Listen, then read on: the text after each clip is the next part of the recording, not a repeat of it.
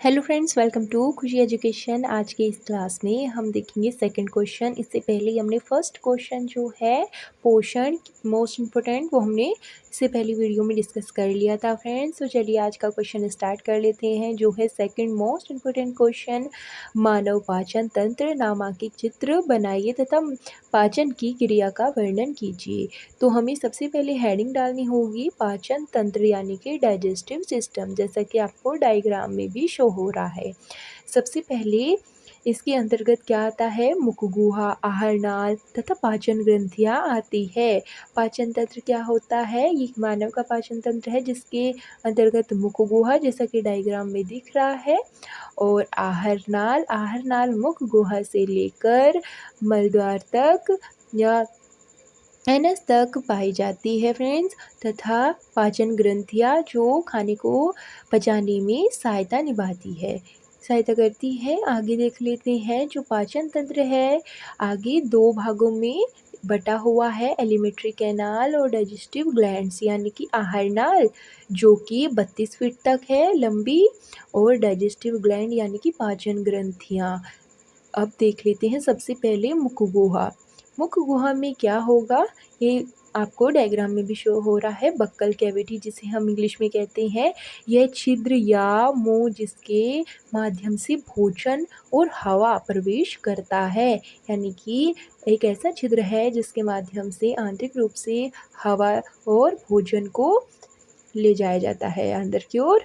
उसमें दो भाग होते हैं, एक तो जीवा होती है यानी कि जीभ टंग, और एक होते हैं दांत। सबसे पहले जीवा को देख लेते हैं यानी कि दांत को देख लेते हैं।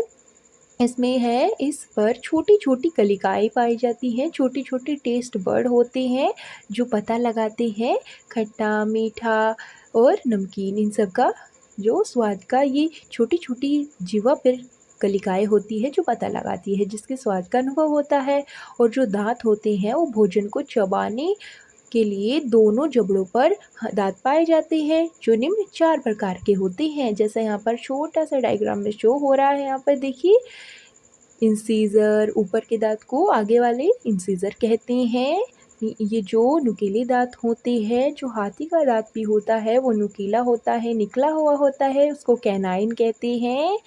आगे बाद में जो दो दांत पाए जाते हैं उन्हें प्रीमोलर कहते हैं, और बाद की जो जड़ें होती हैं उन्हें कहते हैं मोलर्स। तो ये दांतों के नेम है, आप इंग्लिश और हिंदी किसी में भी कर सकते हैं फ्रेंड्स। अब देख लेते हैं इंसीजर को। देखिए, इसका फॉर्मूला मोस्ट इम्पोर्टेंट है, 3 फॉर्मूला आ जाता है एग्जाम में। तो इंसीजर को हमने आई से डिनोट किया है, जो ऊपर नीचे दो दो पाए जाते हैं, कैनाइन 1 1, और प्रीमोलर को पीएम से डिनोट किया है, जो 2 2 में पाए जाते हैं, यानी 2:2 में पाए जाते हैं। इसी तरह मोलर जो है 3:3 में पाए जाते हैं। अगर हम इन सभी को ऊपर की ओर ऐड करेंगे तो ये 8 होगा, नीचे भी जब हम ऐड करेंगे 2 + 1 + 2 + 3, इस तरह से ये 8 होगा। और जब हम इसको मल्टीप्लाई करेंगे वो भी 2 से, तो हमारा 32 यानी कि 32 दांत आ जाएगा। तो इस तरह से इसका फॉर्मूला बनाया जाता है। अब ये संख्या जो है वो 1-2 कम हो सकती है सभी मनुष्य में। तो आगे देख लेते हैं ग्रासनाल ओसियोफेगस, जिसे हम फूड पाइप भी कहते हैं। यह भोजन को मुख गुहा से आमाशय तक ले जाने का एक मार्ग है, जिस तरह डायग्राम में भी शो हो रहा है फ्रेंड्स। देखिए यहाँ पर, जिसकी लंबाई जो होती है 25 से 30 सेंटीमीटर तक होती है, इससे ज़्यादा भी हो सकती है लेकिन इतनी ही लगभग मानी जाती है। और जो हमारा थर्ड पॉइंट है वो है अमाशय। अमाशय यानी कि स्टमक। स्टमक क्या है, यह एक थैलीनुमा संरचना होती है। यहाँ पर डायग्राम में देखिए, आमाशय की सतह से निकलने वाला HCl भोजन को अम्लीय बनाकर उसे छोटे छोटे कणों में तोड़ता है। अब ये HCl क्या है, ये एक प्रकार का अम्ल है, जो है इसका जो नाम होता है हाइड्रोक्लोरिक एसिड होता है, जो खाने को अम्लीय रूप प्रदान करता है, जिसके कारण ही खाना जो है वो छोटे छोटे भागों में विभक्त हो जाता है और अच्छे से पचता है। तो आगे देख लेते हैं छोटी आंत यानी कि स्मॉल इंटेस्टाइन, यह सबसे लंबा भाग होता है। ये मोस्ट इम्पोर्टेंट है, यहाँ से एमसीक्यू क्वेश्चन बनते हैं फ्रेंड्स कि हमारा जो खाना होता है वो सबसे ज़्यादा कहाँ पचता है, तो ध्यान रहे वो छोटी आंत में सबसे ज़्यादा पचता है।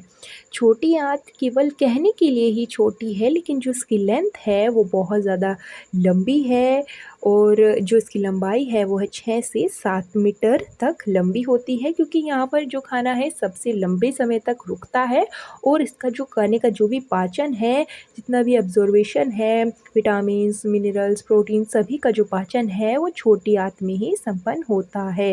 ये सबसे अधिक पाचन करता है, ये ध्यान रहे।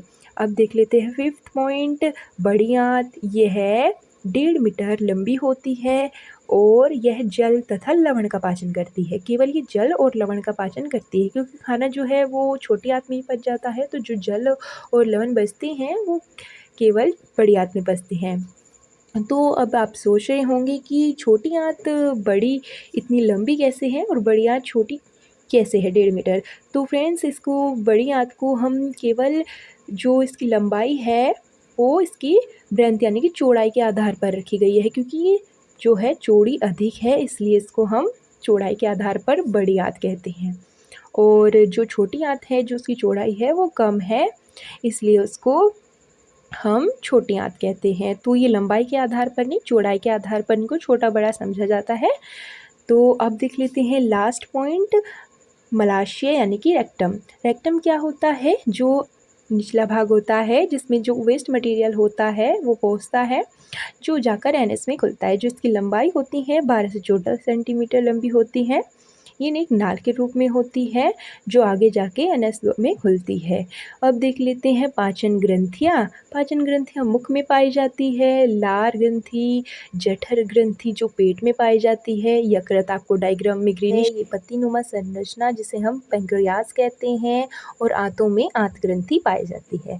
तो फ्रेंड्स, आई होप आपको डाइजेस्टिव सिस्टम जो है वो अच्छे से क्लियर हो गया होगा। एक बार हम डायग्राम पर और अच्छे से देख लेते, रिवीजन हो जाएगा। देखिए ऊपर की ओर मुख गुहा, फिर मुख गुहा से खाना जाते हुए हमारा अमाशय में जाता है, अमाशय से छोटी आंत और फिर बड़ी आंत के बाद जो हमारा अपचित भोजन होता है, जो वेस्ट मटेरियल होता है वो निकाल दिया जाता है। तो इस तरह से आज का ये जो टॉपिक है वो कंप्लीट होता है फ्रेंड्स।